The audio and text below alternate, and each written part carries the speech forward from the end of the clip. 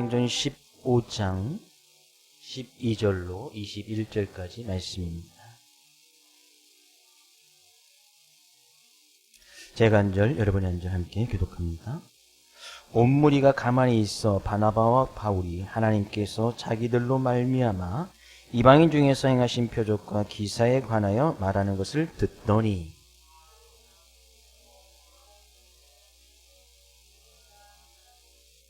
하나님이 처음으로 이방인 중에서 자기 이름을 위할 백성을 취하시려고 그들을 돌보신 것을 시므온이 말하였으니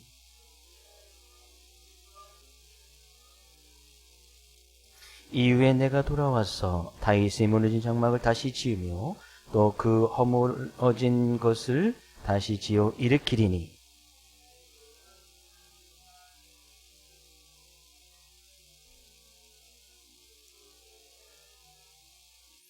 즉 예로부터 이것을 알게 하시는 주의 말씀이라 함과 같으니라.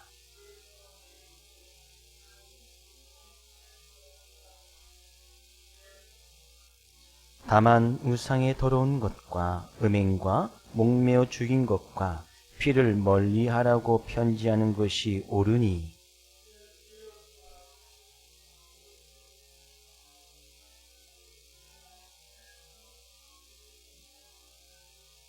아멘. 어떤 신문 기사를 보니까요, 급변하는 세상에서 사는 것이 너무 힘들다라는 그런 이제 기사로 이제 칼럼을 쓴 분이 있는데, 그 예를 들어서 전기차, 요즘 이제 전기차가 많이 이제 보급이 되지 않습니까? 전기차 보급률 5%, 지금 우리나라 이제 전기차를 끌고 다니는 사람들이 모든 차에서 한 5% 된답니다. 근데 그에 반해서 자동차 정비업소는 13%가 문을 닫았다. 이런 기사 내용이에요.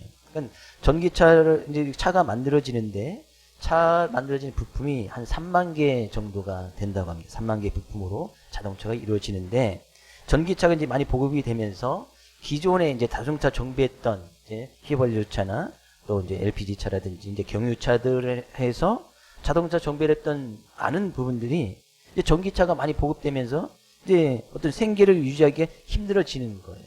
왜냐면 전기차는 이제 그런 쪽으로 이제 정비를 잘 받지 않으니까. 그러니까 자연스럽게 칸센터들이 자동차 정비업소들이 문을 닫게 되는 비율이 훨씬 더 많아졌다라는 그런 기사의 내용이 있고, 어떤 국도 주변에 있는 주유소들도 많이 문을 닫는답니다. 왜냐면 요즘 이제 고속도로가 너무 많이 잘 닦아져 있고 하다 보니까 고속도로를 많이 이용하다니까 이제 일반 국도를 잘 이용하지 않는 거예요. 그래서 국도변에 있는 이 주유소들이 문을 많이 닫게 되어지고, 또 전기차, 수소차 이런 것들이 이제 개발되어지니까 일반 주유소들이 살아남지를 못하는 거예요.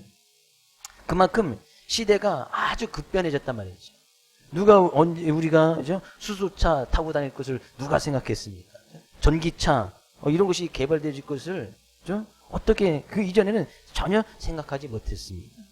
그래서 이제 책 중에 하나가 이제 딥 체인지라는 이 책이 있는데, 이제 아주 이제 이 시대가 너무 이제 급진적으로 변화를 한단 말이죠. 근데 그 변하는 시기가 너무나 짧아지는 거예요. 근데 그 변하는 시기에 빨리 그 변하는 시대나 상황에 따라가지 못하면 결국에는 서서히 이제 죽어가게 되어진다는 얘기죠. 그래서 딥 체인지, 어떤 이제 슬로우 데스를 해서 이제 뭐 빨리 변화에 빨리 민감하게 반응해서 그걸 따라가든지 아니면 서서히 죽음을 맞이하든지.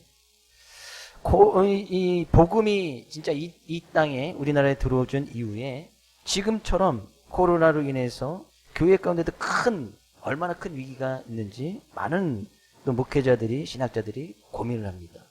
이만큼 힘들었을 때가 없었다는 거예요. 코로나 때문에 그 이전에도 많은 어려운 관란이 있었지만 지금만큼 힘들고 어려운 때가 없었다.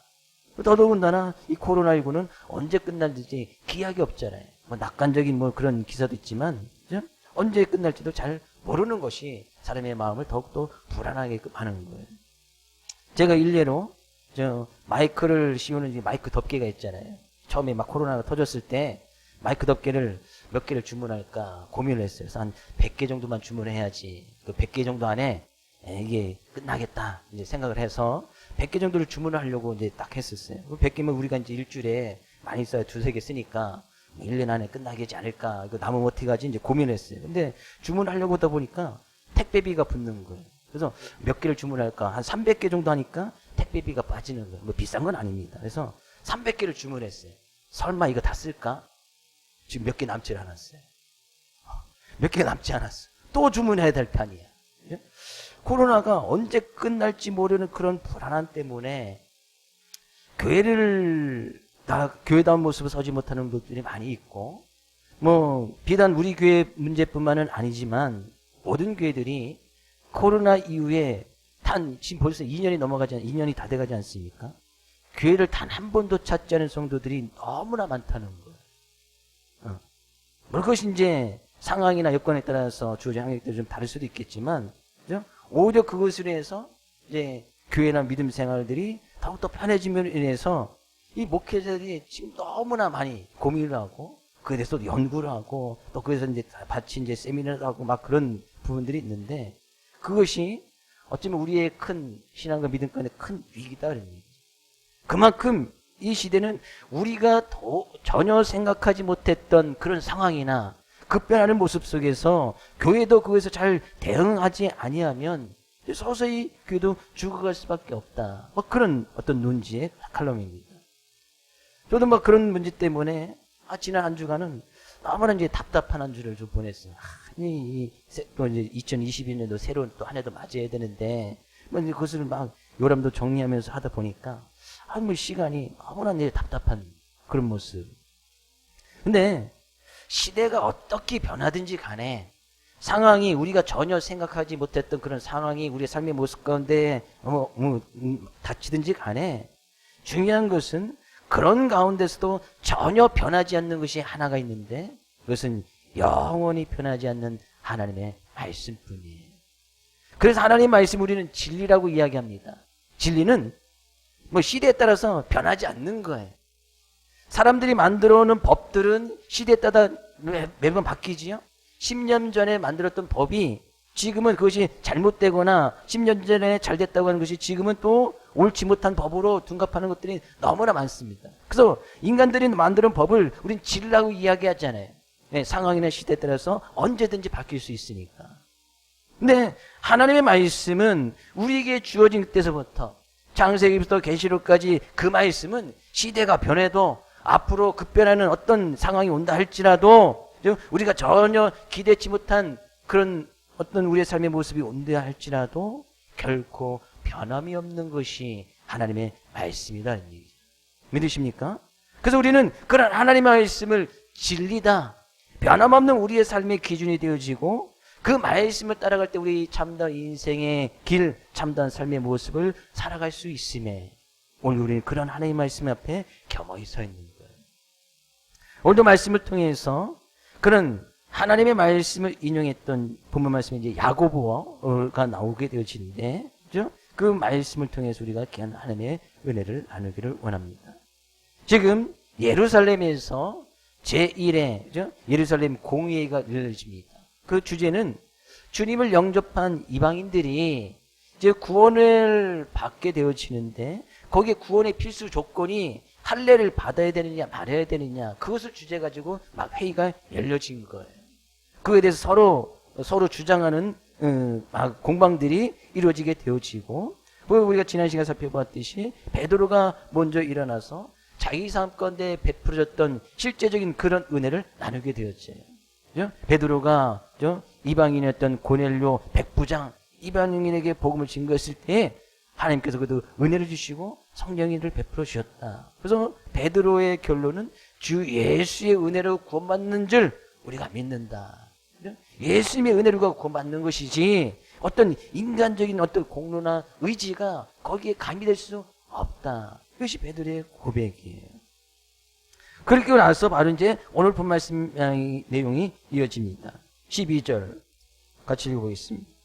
온 무리가 가만히 있어 바나바와 바울이 하나님께서 자기들로 말미암아 이방인 중에서 행하신 표적과 기사에 관하여 말하는 것을 듣더니, 지금 그 회의 장소에 수많은 지도자들과 많은 사람들이 참가하게 되어졌는데 바로 이전에는 어떤 일이 있었느냐면 서로의 의견을 주장하는 막 변론이 있게 되어지고 서로로 목소리를 높이게 되어지고 심한 어떤 막 이 몸싸움까지는 가진 않았지만 그런 막 이 그런 모습까지 가 있었던 모습 바로 앞부분이에요. 근데 베드로가 이야기를 하고 그 다음에 바나바와 바울이 차례가 되어서 딱 이야기를 하는데 거기에 있던 많은 사람들이 어떤 모습이 있었느냐? 가만히 있어서 온 무리가 가만히 있어. 그죠? 바나바와 바울의 얘기를 잘 경청하고 있었다는 얘기. 그러니까 그 이야기는 바나바와 바울이 이야기할 때에 그 얘기를 잘 듣고 있었단 말이죠. 앞에 베드로가 이야기를 했고 바나바와 바울이 이야기했는데 그것을 잘 듣고 있었던 거예요. 그리고 바나바와 바울 이야기 마치고 이제 또 야고보가 이야기하는데 거기에 있던 많은 반대 의견을 냈던 사람들이 베드로나 바나바와 바울, 야고보가 이야기했던 그 이야기에 동조를 하고 그 이야기 뜻을 따라오게 되어집니다. 근데 많은 사람들이 지금까지는 막 이 자기 주장을 내어서 목소리를 내고 완강하게 반대했던 목소리를 냈던 사람들이 많이 있었단 말이에요. 근데 바나바가 이야기하고 바울과 바나바가 이야기했을 때에 그들이 잠잠해서 그 이야기를 다 수긍하고 받아들였다는 얘기예요. 그들의 뜻에 맞다라고 인정을 해 주었다는 거예요. 그럼 우리가 여기서 분명히 알 수가 있는 어떤 모습은 왜 많은 사람들이 베드로가 이야기했을 때 또 바울과 바나바가 이야기했을 때 그들이 했던 이야기를 잘 받아들이고 이해하고 그 뜻에 동조를 했는가 그런 이야기예요. 왜 그들이 얘기했을 때 가만히 있었는가 그런 이야기예요. 그러면 거기에 많이 모였던 지금 반대 의견을 냈던 사람들도 많이 있었을 텐데 그들이 베드로나 바나바와 바울에 대해서 잘 알고 있던 사람이죠. 근데 그들이 말한 것을 보니까 실제적으로 그들의 말한 것 그대로 그들의 삶 가운데서 그것이 그대로 다 증명되어졌음을 많은 사람들이 보았기 때문이에요.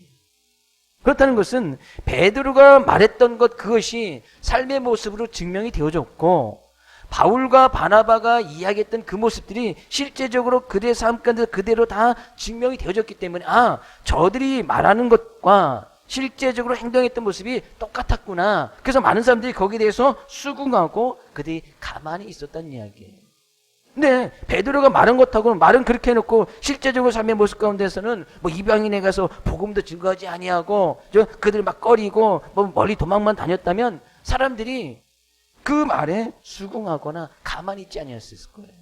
오히려 더 소리를 높이고 베드로 당신은 말은 그렇게 해놓고 실제적으로 이방인에게 복음도 한 번도 증언해보지도 않고 그렇게 말할 수 있느냐? 더 큰 반대 의견을 냈을 거예요. 바나바와 바울도 마찬가지죠. 우리가 앞부분에서 바나바와 바울의 1차 전도여행을 쭉 살펴보지 않았습니까? 그들이 안디옥 교회에서 같이 공동 목회를 하다가 선교사로 부르심을 받고 한 1년에서 1년 반 이상의 시간을 투자해서 많은 곳을 다니면서 전도여행을 합니다. 거기서 그들이 했던 것이 뭐예요? 오로지 하나님을 믿지 않은 사람들, 거기는 유대인들뿐만 아니라 많은 이방인들이 다 포함되어 있습니다. 대부분의 사람들이 복음의 말씀을 듣고 구원받은 사람들이 다 이방인들이었단 말이죠. 유대인들이 아니었단 말이죠. 그런 사람들이 놀라운 구원의 은혜 자리에 들어오고 하나님께서 함께 해주시고 교회가 세워져 나가고 그래서 구원의 역사가 일어났던 많은 일들을 바울과 바나바가 다 증거하면서 이야기를 하는 거예요. 네, 그 이야기를 많은 사람들이 듣고 있었고 그들이 이야기했던 그 말들이 많은 사람들이 충분히 수긍하고 인정할 만큼 그들의 삶의 모습을 통해서 그대로 나타났다 그런 얘기예요. 결국에 믿음이라고 하는 것은 우리가 하나님의 말씀을 듣고 믿는다고 하는 것은 그 말씀을 우리가 아는 것에서 끝나는 것이 결코 아닙니다. 내가 하나님을 믿는다. 그 말씀을 지켜나간다. 내가 하나님을 믿는 믿음이 있다라는 것은 그 믿음을 실제로 삶을 통해서 증명해 낼 때에 사람들이 그 말에 가만히 있다 수긍해주고 따라오고 그것이 진짜 믿는 자의 믿음의 모습이구나 라는 것을 우리가 알 수 있다는 사실이에요. 야고보서에는 그것을 갖다 너무나 잘 이야기하고 있지. 내 형제들아 만일 사람이 믿음이 있노라 하고 나 하나님 믿습니다 라고 하면서 행함이 없으면 무슨 유익이 있겠느냐. 그 믿음이 능히 자기를 구원하겠느냐. 내가 하나님을 믿는 믿음이 있는데 믿는다고 하는데 삶 가운데 어떤 그것을 증명해내는 것이 하나도 없단 말이죠. 그럼 그 믿음이 자기를 구원하겠느냐라는 것은 그 믿음이 진짜 믿음이 맞느냐라고 이야기하는 거예요. 그러면서 야고보서에서 야고보가 그 실예로 들은 것이 만일 너희 형제 중에 어떤 형제가 헐벗고 양식이 없으면 너희 중에 누구든지 그에 가서 평안히 하라, 덥게 하라, 배부르게 하며 그 몸에 쓸 것을 주지 아니하면 그게 무슨 소용이 있느냐. 맞아요. 형제들 지금 배고파하고 헐벗고 이런 건 양식이 없어요. 그럼 가서 옷 입어. 가서 밥 사 먹어. 가서 지금 이 몸에 쓸 것을 필요한 것을 사. 지금 그것이 없어서 헐벗고 이런 걸 양식이 없어서 먹을 것이 없어서 지금 벗고 있고 양식이 없어서 배고파하고 있는데 가서 평안히 가서 해. 말로만 그렇게 한다면 그것이 진짜 믿음이겠느냐? 누가 지금 헐벗고 있으면 가서 내가 그 믿음을 하나님 믿는 믿음이 있다면 가서 헐벗은 사람에게 자기 옷을 하나 벗어주는 것, 배고파하는 사람에게 빵이라도 하나 사주는 것, 그런 행함이 따라 있어야 진짜 믿음이지 않겠느냐. 말로만 하는 그런 믿음은 믿음이 아니라는 거예요. 베드로나 바울과 바나바는 그들의 삶의 모습을 통해서 진짜로 이방인들이 어떻게 구원을 받았는지 그들의 삶의 모습을 통해서 믿음은 이런 것이다라고 증명해 주었기에 많은 사람들이 그들의 삶의 모습을 보고 저것이 믿음이구나 라는 것을 갖다 깨달았단 말이에요. 그래서 그들이 이야기하는 말을 다 수긍하고 받아들일 수밖에 없었던 거예요. 바울과 바나바가 전도여행도 하지 아니하고 이방인들에게 복음도 한 번도 증거하지 아니하고 또 유대인들에게만 이스라엘 민족에게만 복음을 증거하고 교회를 세워갔다면 많은 사람들이 지금 이 회의조차에서 참여하지도 않았을 것이고 오히려 더 목소리를 높여서 자기들의 주장을 더 냈을 거예요. 우리의 믿음은 반드시 그 믿음을 믿는 그 행함의 모습이 바로 따라오게 되어 있습니다. 믿음이 행함이 없는 믿음은 그 자체가 죽은 것이라고 그 야고보는 이야기하고 있는 거예요. 저는 하나님 믿는 귀한 믿음의 모습 속에서 그 믿음을 우리의 삶의 모습으로 증명해 나가는 우리 사랑하는 모든 성도님 될 수 있기를 주의 이름으로 축복을 드립니다. 그 야고보가 지금 일어나서 이야기를 합니다. 13절 말을 마침에 야고보가 대답하여 이르되, 여기서 이 야고보는 야고보서를 썼던 그 야고보예요. 이 야고보는 예수님의 제자였던 야고보가 아닙니다. 네, 예수님의 제자였던 이 야고보는 사도행전 12장에 초대교회 지도자의 모습으로 참수형을 당해요. 죽임을 당했단 말이죠. 예루살렘 교회 지도자의 역할을 해서 그 야고보가 죽게 되어집니다. 그때 이 말씀을 드렸는데 이 야고보는 예수님의 동생이었던 야고보예요. 예수님의 육체적인 으로도 어떻게 보면 엄밀하게 따지면 형제이지만 또 형제가 또 아니잖아요. 예수님은 성령이 잉태되어서 마리아의 몸을 비워서 이 세상에 오셨고, 근데 그 마리아의 육체적인 몸을 통해서 태어났던 예수님의 동생들이 있었는데 그 중에 한 명이 바로 이 야고보예요. 그래서 이 야고보가 어떻게 보면 지금 초대교회 지금 예루살렘이 아닌데 야고보가 일어나서 마지막 말을 하지 않습니까? 근데 이 야고보가 아마 그 예루살렘 공회에 여기 때 아마 의장 역할을 했던 사람인 것 같고, 어떤 많은 예수님의 제자와 사도들과 함께 그 지도자 역할을 했던 사람이 바로 이 야고보예요. 이 야고보가 실제로 믿음은 행함이 따라야 된다라고 야고보서를 썼던 사람이 이 예수님 동생 야고보예요. 근데 이 야고보가 일어나서 이제 결론을 맺는 겁니다. 이 야고보는 처음에부터 예수님 잘 믿었던 예수님의 동생이지만 예수님을 잘 믿었느냐? 그렇지 않습니다. 처음에는 막 예수님께서 막 하나님의 아들이다 막 이렇게 하고 다니고 하니까 사람들이 손가락 쥐고 욕하고 하고 다니니까 그 예수님의 동생의 것이 너무나 창피했다는 거예요. 실제로 자기 형이 사람들이 계속 욕 먹고 다니고 손가락질 당하고 이 하나님의 아들이다. 지금 뻔히 이 야곱의 동생은 자기 육체적인 부모님이 계신데 하나님의 성령에서 태어났다. 하나님의 아들이라고 얘기하니까 동생조차도 믿기 힘들었던 거예요. 그래서 실제로 요한복음 7장에 가서 보면 이 형제들도 예수를 믿지 아니하였다. 예수를 믿지 않았다 이렇게 기록하고 있습니다. 근데 언제 이 예수님의 동생들이 예수님이 하나님의 아들이시고 진정 이 세상에 구원주로 오심을 믿었느냐? 십자가의 사건이 있은 그 이후에 예수님의 동생들이 진정으로 하나님의 아들이었음을 고백하고 믿게 되었죠. 그리고 이제 사도행전 시작하면서 같이 제자들이 모였을 때 기도하는 그곳에 이 제자들, 이 예수님의 동생들도 있었고, 심지어는 초대교회에 사도행전에서 어떤 예루살렘 교회의 어떤 지도자의 모습을 감당했던 모습으로 나갔던 사람이 바로 이 야고보, 예수님의 동생 야고보였어요.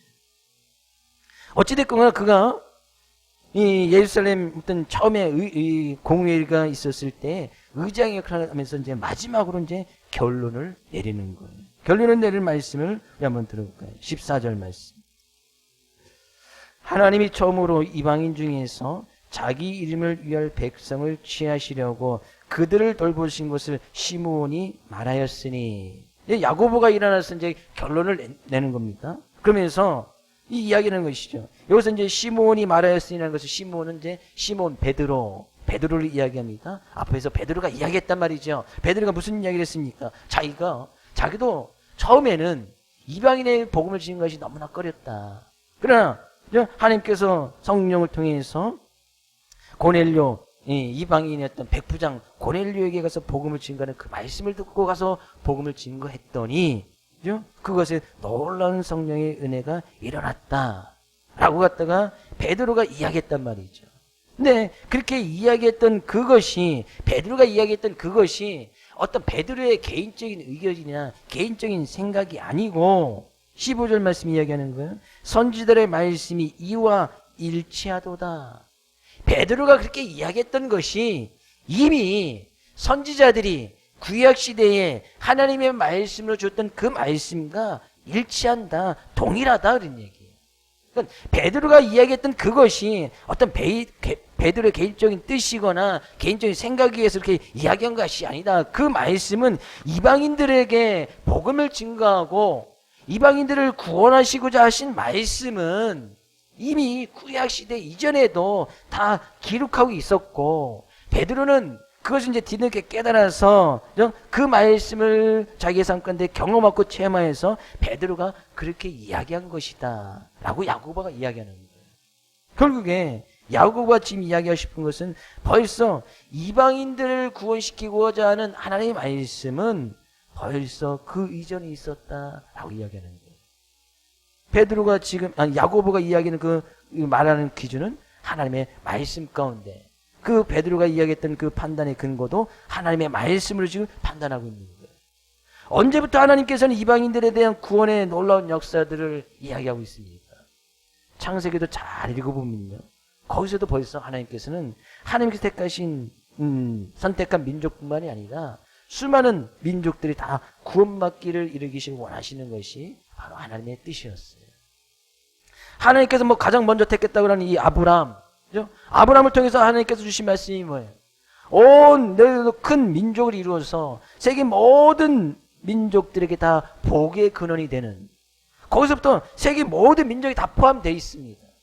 이스라엘 민족, 유대인만이 아니라 모든 민족들에게, 모든 사람들에게 다 복의 근원이 되고 그들로 하여금 하나님을 알게 하고자 하는 하나님의 뜻이 아브라함을 택하실 때도 벌써부터 있었단 말이에요. 근데 그 말씀이 자꾸 이제 하나님께 택하셨다, 아브라함을 택하셨다니까 아브라함의 후손들, 아브라함의 자손들, 유대인들, 이스라엘 민족만 자기들이 지금 말씀 앞에 비추어서 계속 자기들만 하다 보니까 예수님 당시에도 자꾸 이제 자기들, 유대인들만, 이스라엘 민족만 하나님께 택하시고 이스라엘 민족에만 구원이 있겠지, 그런 말씀에 잘못된 편견을 가지고 있었단 말이죠. 하나님의 말씀에 대해서 벌써 잘못 오해하고 있는 거예요. 베드로도 초창기에는 그랬었단 말이죠. 그래서 자기는 유대인들에게만, 예루살렘에만 계속 머물러 있었잖아요. 다른 곳에 가서 이방인들에게 복음을 증거하려고 하지도 않았습니다. 예수님을 따라갔던 이 베드로, 예수님께서는 유대인들에게만 복음을 증거하시지 않았잖아요. 사마리아 사람들, 또 다른 지역에 가서 힘들고 어려운 사람들, 가난한 사람들, 예수님께 찾아오는 그 어느 누구든지 너 유대인이 아니냐? 구별해서 예수님께서 유대인들만 치유하시고 그들에게 복음 증가하셨습니까? 결코 아니란 말이죠. 근데 예수님을 잘 따라다녔던 이 베드로마저도 그거에 대해서 그 사실을 잊고 있고 망각하고 있었고 자기도 어떤 유대인에 대한 자부심만 갖고 있었고 잘못된 생각을 가지고 있었단 말이에요. 그래서 예수님께서 승천하시고 나서도 베드로가 계속 예루살렘 유대 땅에 머물러 있으니까 그들로 하여금 스데반 집사의 어떤 순교를 해서 많은 사람들이 그것을 벗어나서 다른 지역에 가서 복음을 증거하셨고 베드로의 어떤 성령의 역사를 통해서 이방인에게도 복음을 증거하게 하시는 그런 놀라운 일이 일어나가시는 거예요. 근데 그것이 하나님의 말씀과 일치한다. 그런 하나님의 말씀은 예전이나 지금이나 변함없이 모든 사람들이 다 구원을 받기 이르기를 원하시는 것이 하나님의 말씀이다는 얘기예요. 그 하나님의 말씀과 일치하다라고 하면서 야고보가 인용했던 말씀이 16절, 17절, 18절 말씀인데 그것은 아모스 9장 11절, 12절에 있는 말씀을 그대로 인용하고 있습니다. 아모스 9장 11절, 12절에 있는 말씀을 그대로 인용하는데 거기서는 그 말씀은 하나님께서 이 다윗의 무너진 장막 그걸 다시 일으켜 세워서 그렇다는 것은 하나님께서 이 다윗의 후손 예수 그리스도를 통하여서 또 예수님의 십자가 위에 영원한 하나님 나라를 향한 그 하나님 나라를 세워가고자 하는 어떤 교회를 이 땅에 세워주실 것이다 라는 말씀이 아모스 9장 11절 12절 말씀이에요. 야고보는 그 말씀을 그대로 이용하는 거예요. 하나님께서는 예수 그리스도의 십자가 놀라운 사건을 통해서 교회를 세워주시고 교회를 통하여서 많은 이방인들, 하나님 믿지 않는 사람들, 그 사람이 유대인이든 유대인이 아니든 상관없이 모든 사람 다 구원을 받고 이르기를 원하신다. 이것이 아모스의 전 말씀이고 베드로가 그것을 실천하였고 야고보는 그 말씀 그대로 주의 말씀을 인용하여서 많은 사람들에게 지금 그 말씀을 이어가고 있는 거예요.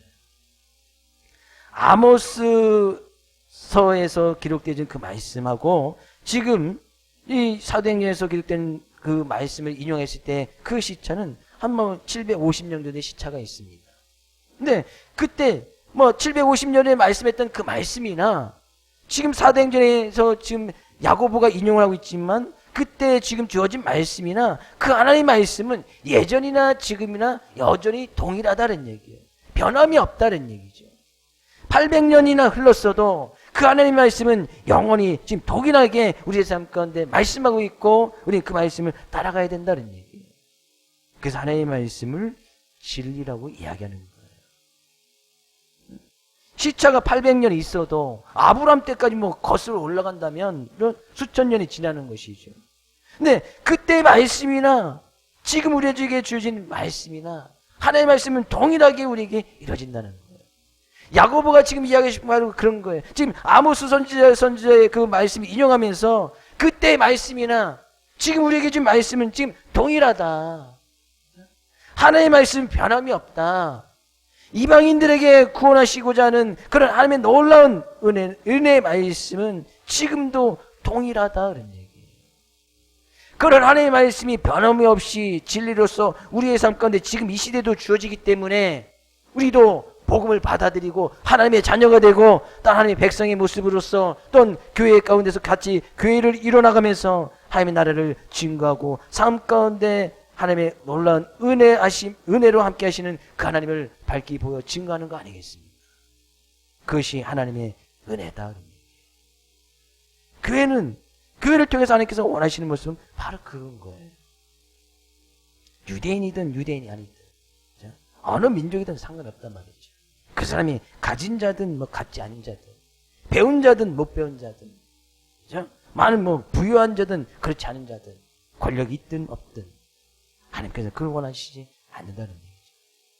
교회의 모습은 그 모든 사람들 다 받아들이고 포용할 수 있고 그들에게 진정으로 딱 하나 예수 그리스도의 놀라운 은혜 복음의 말씀으로 구원을 받는다는 것 교회에서 이야기하고 증거되는 것은 바로 그거 하나뿐이다는 얘기예요. 그 말씀은 변함이 없다. 야고보가 지금 그것을 이야기하는 거 아니겠습니까? 하나님의 말씀은 변함이 없으니, 그죠? 우리는 그 말씀을 붙들고 그 말씀을 의지하여서 교회가 교회다운 모습으로 살아야 될 것이다. 그 모습을 베드로가 증명하고 있고 바울과 바나바가 증명하고 있다.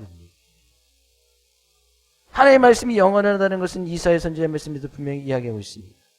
이사야서 40장 6절에서 8절 말씀 같이 읽어보겠습니다. 말하는 자의 소리여 이르되 외치라 대답하되 내가 무엇이라 외치리이까 하니 이르되 모든 육체는 풀이요 그의 모든 아름다움은 들의 꽃과 같으니 풀은 마르고 꽃이 시듬은 여호와의 기운이 그 위에 불미라. 이 백성은 실로 풀이로다. 풀은 마르고 꽃은 시드나 우리 하나님의 말씀은 영원히 서리라. 그 하나님 앞에, 하나님의 말씀 앞에 우리의 인생은 풀과 같이 시들었다 죽었다 시들었다 죽었다 하지만 그 하나님의 말씀은 우리의 인생이 그렇게 수없이 사람들이 죽고 태어나고 죽고 태어나고 시대가 흘러도 하나님의 말씀 영원히 선다. 하나님의 말씀 변함이 없다. 하나님의 말씀은 진리다. 모든 시대에 모든 상황 가운데 적용하고 붙들고 나가야 될 말씀이 하나님의 말씀이다 라고 이야기하는 거예요. 그 야고보가 지금 그것을 주장하고 있습니다. 하나님의 말씀의 뜻이 무엇이냐? 하나님께서 진정으로 우리의 삶 가운데 원하시는 것이 무엇이냐? 베드로가 지금 이야기하지 않았느냐? 바울과 바나바가 지금 이야기 그의 삶의 모습을 통해서 다 밝히 증명하지 아니하였느냐?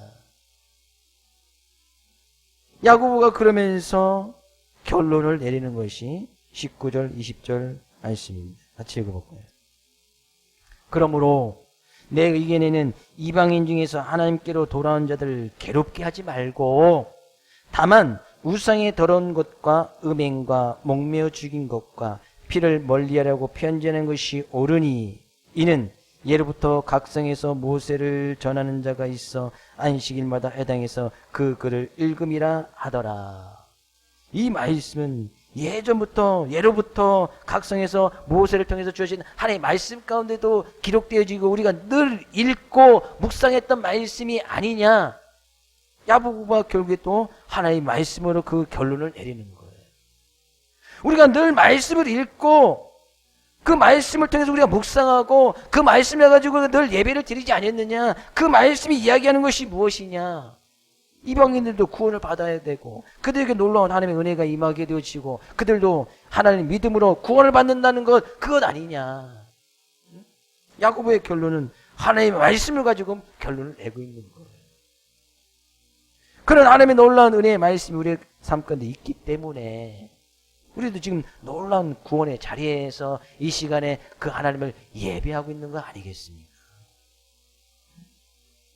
하나님의 말씀이 시대마다 상황마다 변한다 하면 우리가 가지고 있는 성경책 다시 만들어야 되지 않겠어요? 급변하는 이 시대에 지금 2000년 전에 2000년 전, 수천 년 전에 주어진 말씀이 지금 이 시대에 앞으로 내년이면 또 우리의 상황이나 여건이 어떻게 바뀔지 아무도 모르지 않습니까?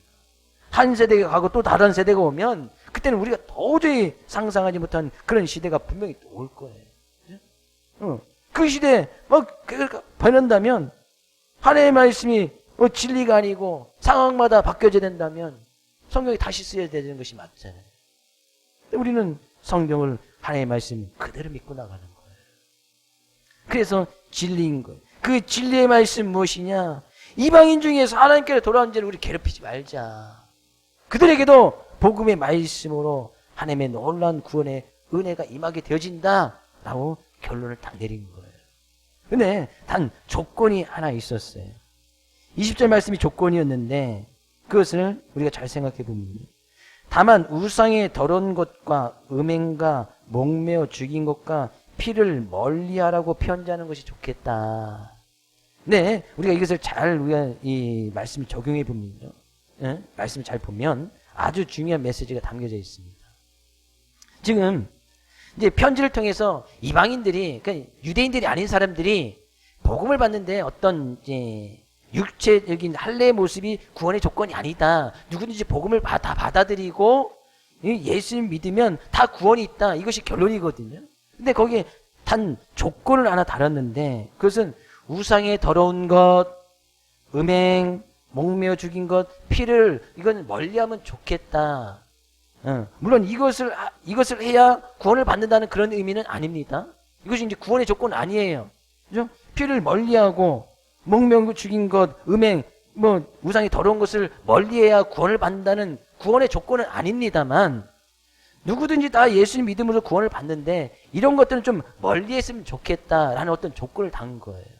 근데 우상의 더러운 것, 우상에게 드려졌던 그런 재물을 이야기하는 것이고, 음행하는 것은 다른 신을 섬기는 것을 이야기하고, 실제적인 육체적인 간음의 문제도 포함되어 있고요. 목매어 죽인 것, 당시에 목매어 죽인 것들은 유대인들은 죽은 시체라는 것에서는 자기들 이제 부정해진다라고 생각했기 때문에 죽은 시체라든지 죽은 신을 만지지 않았습니다. 또 피를 멀리한다는 것은 율법의 말씀 통해서 피를 살아있는 동물의 피라든지 피를 생채로 먹는 것은 율법적으로 어긋난 것인 것을, 그래서 그들이 철저히 피를 멀리하고 피를 마시지 않았단 말이에요. 그러면 이 조건들은 누구에게 해당이 되어지는 거예요? 이런 상황들은 우상의 더러운 재물들을 먹는 것은 유대인들이 싫어하는 것이란 말이죠. 유대인들, 그러니까 이 이스라엘 민족들, 유대인들이 좀 꺼리끼거나 혐오하거나 싫어하는 부분이었단 말이죠. 근데 이 말씀을 지금 유대인이 아닌 이방인들로서, 그죠? 유대인이 아닌 사람들이 예수를 믿고 지금 구원의 자리에 교회에 들어온 사람들이잖아요. 근데 그런 사람들은 이거에 대해서 별로 꺼리끼거나 혐오하거나 그렇게 생각하지 않는단 말이죠. 유대인이 아닌 사람들은 그냥 어떤 교회 안에 들어와 있지만 그냥 순대 먹을 수 있고 그렇죠? 그냥 우상의 재물, 그냥 그것을 고기라든지 있으면 당시에는 다 우상 이방 신들에게 제사를 드리고 고기가 판매되어졌기 때문에, 근데 이방인들은 그거에 대해서 자유스럽게 고기를 먹는단 말이죠. 그것이 우상에 들었다는 것이 맞은지, 또 그 죽은 동물들의 시신이나 이런 거 만지는 것을 유대인이 아닌 사람들은 전혀 혐오스럽게 생각하지 않는 거예요.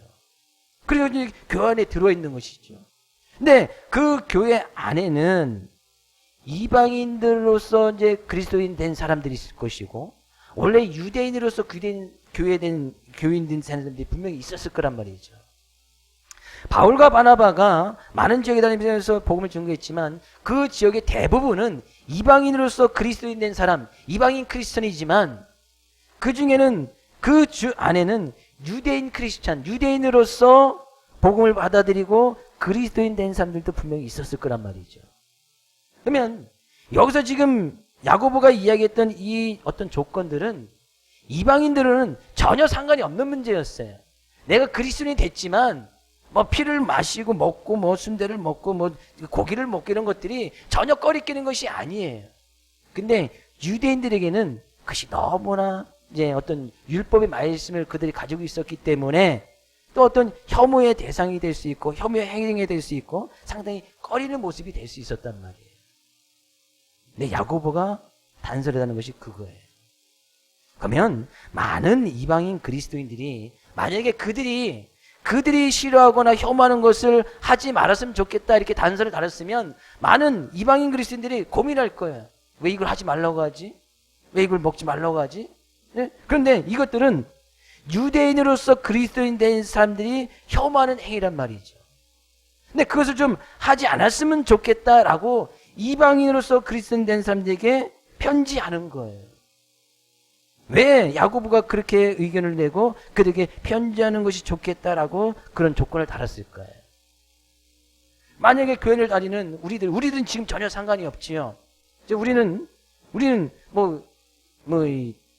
신들에게 그죠? 제사 지냈던 그런 음식 꺼리끼 먹을 수 있잖아요. 고기가 됐든 제사 드리는 음식이 됐든 먹을 수 있습니다. 그죠? 제가 충분히 먹을 수 있다고 말씀을 드렸지요. 먹어도 전혀 상관이 없어요. 제사 드린 음식, 그건 뭔 문제가 됐습니까? 더 지극정성으로 잘 만들어놨는데, 좀 맛있게 더 잘 먹으면 돼요. 피를 멀리해라. 순대 먹지 말아야 됩니까? 순대 싫어하시는 분 계세요? 순대 먹어도 되잖아요. 안 되는 거예요? 되죠?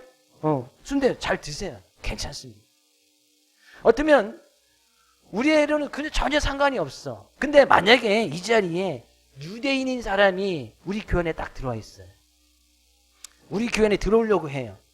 근데 그 유대인인 사람이 딱 보니까 다 순대 먹고 뭐 고기 먹고 다 하는 거예요. 그러면 그 유대인이 교회 안에 들어오는 것이 쉽겠습니까? 어렵겠습니까? 정말 어려울 거예요. 내가 저 교회 가서 그죠? 우상에게 드린 제물을 먹는 사람들이 모여있는 그곳에 피를 막 뭐 하루에도 일주일에도 몇 번씩 순대 먹고 막 좋다고 하고 뭐 하는 그런 사람들에게 선지국 먹고 하는 그런 사람들과 같이 내가 어울려서 거기서 신앙생활 할 수 있을까? 유대인들이 결코 이 교회에 들어올 수 없는 거예요. 그들에게는 복음이 증거되지 않는 거예요. 그들에게 예수 믿으러 가면은 정말 고민이 많이 될 거예요. 그래서 야고보가 이야기하는 거예요. 이것은 이방인 교회, 이방인 크리스천에게 전혀 문제가 되지 않는다. 그러나 이것을 우리가 멀리하는 것이 왜 좋겠느냐 하면 거기에는 이방인들뿐만 아니라 유대인들도 있고 또 하나님의 율법 말씀 잘 지키는 사람들이 있는데 그들에게도 복음을 증거해서 교회 에 들어오고 그들도 예수를 믿게 하고 복음으로써 구원을 받게 하려면 우리는 전혀 문제가 없지만 그것을 좀 삼가는 것이 좋겠다 라고 그런 조건을 다는 거예요. 야고보가 왜 이런 조건을 다신지 이해가 되십니까? 우리는 상관이 없어요. 고기를 먹어도 상관이 없어. 그러나 그것이 복음을 증거하는 것에 다른 사람들이 혐오하고 싫어하는 부분이 있다면 우리는 고기를 좀 먹는 것을 좀 자제하자 그런 이야기입니다. 고린도전서 8장 13절에 바울이 그렇게 잘 설명을 하고 있습니다. 같이 읽어볼까요? 그러므로 만일 음식이 내 형제를 실족하게 한다면 나는 영원히 고기를 먹지 아니하여 내 형제를 실족하지 않게 하리라. 내가 고기 먹는 것, 제사드린 음식 먹는 것 전혀 문제가 되지 않는다. 잘 먹습니다. 먹어도 괜찮아요. 근데 내가 그 먹는 것을 보고 다른 형제들이 실족한다면 예수 믿는 사람 왜 제사드린 음식 먹어? 라고 이제 조금 아는 사람들끼리 이해가 되는 사람도 있단 말이죠. 그러면 자기는 고기를 영원히 먹지 않겠다는 거예요. 저 사람 왜 제사드린 음식 먹지? 라고 사람들이 생각하고 실족하거나 교회에 대해서 멀리하는 부분이 있다면 제사드린 음식 먹지 말아야지요. 그때는 결코 먹어서는 안 되는 거예요. 왜? 그 형제를 실족하게 해서 그 사람에게 예수 믿고 구원받으려면 뭐 제사드린 음식 고기도 잘 먹으면서 나보고 예수 믿으라고 해? 라고 한다면 그 사람에게는 영영이 복음을 받아들일 그런 기회조차도 잃어버리는 거예요. 그럴 때는 철저하게 좀 우리가 삼가하고 먹지 않는 것이 복음을 증거하는 데 있어서 상당히 유익하기 때문이다. 그런 얘기예요. 지금 야고보가 일하는 것은 이 조건을 단 것은 구원의 조건으로서 이 조건을 단 것이 아니고 다른 사람들에게 복음을 증거하기 위해서 많은 유대인들도 같이 교회 안에 들어와서 또 그 복음의 은혜를 누리게끔 하기 위해서는 그 사람들이 좀 싫어하는 것들 있잖아요. 그 사람들이 좀 혐오스럽게 생각하는 것은 우리가 좀 멀리하자. 그것이 만약에 형제를 실족하게 하는 것이라면 우리 영원히 고기 먹지 말자. 영원히 순대 먹지 말자. 영원히 제사드린 음식 먹지 말자라고 권고하는 것이 좋겠다. 우리의 삶의 모습, 믿음의 모습은 바로 그렇게 되어져야 된다는 거예요. 하나님을 믿습니까? 그럼 하나님의 말씀을 우리의 삶 가운데 증명해내야 되는데 그 말씀 가운데서 우리가 살아나갈 때 행여나 우리의 삶의 모습이 다른 사람들에게 좀 혐오스럽게 여겨지는 부분들이 있다면 하나님의 말씀 붙들고 그 사람의 복음을 증거하기 위해서 우리가 그것을 영원토록 고기를 먹지 않아도 되고 고기 안 먹는다 안 죽잖아요. 순대 안 먹어도 안 죽잖아요. 선지국 안 먹어도 안 죽잖아요. 다른 것으로 철분제, 영양제 사서 먹으면 되지. 꼭 선지국이나 순대를 먹어서 우리 철분이나 그런 것을 또 함유할 필요는 없잖아요. 우리는 그것을 통해서라면 내가 과감하게 그것을 멀리하겠다. 이것이 하나님의 말씀의 내용인 거예요. 하나님의 말씀은 예전이나 지금이나 동일합니다. 그 말씀은 모든 사람 다 구원받기에 이르기에 원하시는 것이 하나님의 말씀이고 하나님의 뜻이에요.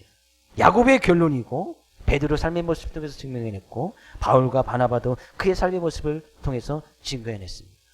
근데 많은 사람들이 그 복음의 은혜를 누리기 위해서 행위나 그들이 좀 싫어하는 것이 있다면 우리는 전혀 꺼리낌이 없고 문제가 없지만 우리는 그것에 대해서 철저하게 멀리하고 때로는 삼가는 것이 정말 좋겠다. 라는 것이 오늘 말씀의 결론입니다. 한 주간 우리는 이 말씀을 의지해서 하나님의 말씀은 변함이 없습니다.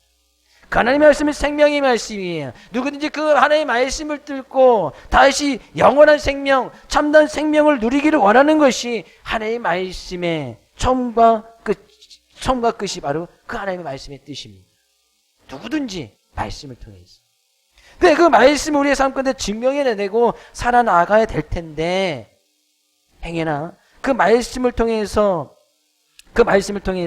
우리의 삶의 모습을 통해서 다 우리는 전혀 문제가 되지 않지만 다른 사람들을 실족하게 하거나 다른 사람들 좀 혐오스럽게 생각하거나 다른 사람들이 좀 꺼리는 부분들이 있다면 복음을 증거하고 생명을 살리는 일에는 우리가 좀 과감하게 멀리하고 포기하고 또 그것을 갖다 우리가 내려놓는 것이 우리의 믿음의 모습이 아닐까 생각을 해봅니다.